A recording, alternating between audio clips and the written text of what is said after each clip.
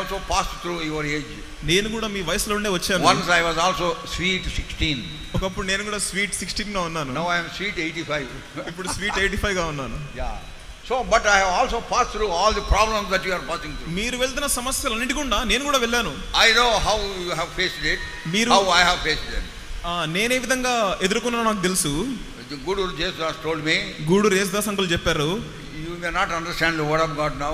మీకు ఇప్పుడు దేవుని వాక్యం అర్థం కాకపోవచ్చు. I was at the age of 13 when I was born again. నేను 13 సంవత్సరాల వయసులో తిరిగి జన్మించాను. Now you read word of God. దేవుని వాక్యం చదువు. తగిన సమయంలో God in his own time will reveal. నీకేం అర్థం కాకపోయినా నువ్వు చదువు, తగిన సమయంలో దేవుడు నీకు బయలుపరుస్తాడు. I obeyed him. నేను ఆయనకు లోబడ్డాను. When I went to the college school, నేను స్కూల్కి వెళ్ళినప్పుడు I used to keep full Bible in my bag. నా బ్యాగ్ లో సంపూర్తిగా Bible పెట్టుకునేవాడిని. Fashionable, laptop bags we have now. ఇప్పుడైతే మీకు ల్యాప్టాప్ బ్యాగులు ఉన్నాయి. గోనె సంచి బ్యాగ్ ఉండేది. మాకు గోనె సంచి బ్యాగ్ ఉండేది. And with handles. దానికి ఒక హ్యాండిల్ ఉండేది. And on it is Venkatarama and co. Venkatarama and co అని ఆ handle. They are book sellers. వాళ్ళు బుక్కులు అమ్మేటోళ్ళు. సో దాన్ని పట్టుకొని దాంట్లో బుక్కులు అన్ని బైబిల్ పెట్టుకొని పోయేవాడిని. ఆ బ్యాగ్ లో బుక్కులు బైబిల్ అన్ని పెట్టుకొని వెళ్ళేవాడిని.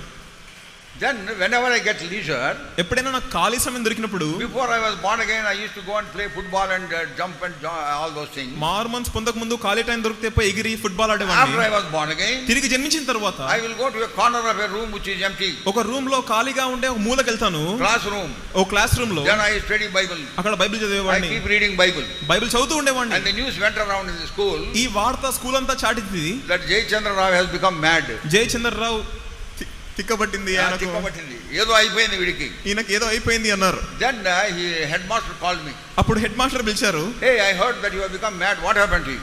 నీకు తిక్కపట్టిందని విన్నాము, ఏమైంది అన్నాడు. నాకు I understood what he is saying. ఆయన ఏమన్నాడో నాకు అర్థమైంది. Then I took Bible from my bag. నా బ్యాగ్ లో నుండి బైబిల్ తీశాను. Seeing that he said, "Oh, ఈ పిచ్చి పట్టిందా" అన్నాడు. అప్పుడు అన్నాడు, ఓ ఈ పిచ్చి పట్టిందా అన్నాడు. ఈ పిచ్చి పట్టిందా నీకు?